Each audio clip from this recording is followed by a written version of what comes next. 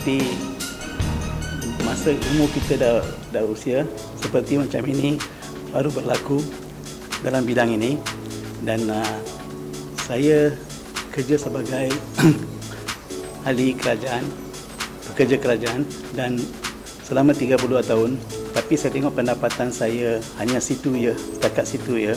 Dan daripada itu saya ingin pandang kawan-kawan saya yang berniaga dan tengok niaga dia cukup baik ataupun challenging, dan saya rasa saya pun ikut, dan saya tidak ada lesen sendiri walaupun saya buat satu sebagai franchise dalam apa-apa bidang. Dalam saya mula bekerja di insurans sebagai insurance agent. Daripada situ saya meningkatkan perniagaan saya. Formula ini senang saya. Formula akan pada kita sebagai seorang rajin dan jujur.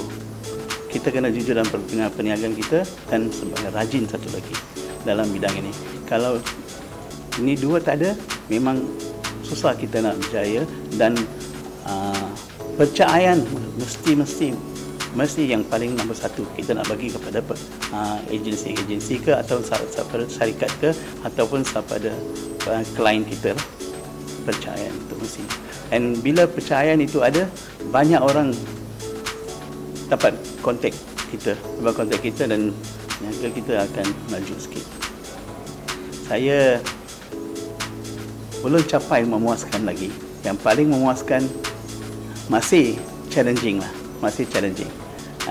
Setakat ini dapatlah untungan sikit-sikit untuk keluarga dan apa-apa.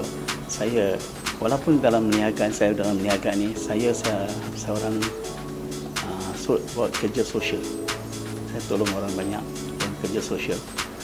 Saya sebagai pengurusi kuil dan selama 19 tahun, dan juga tolong-menolong banyak orang seperti ini.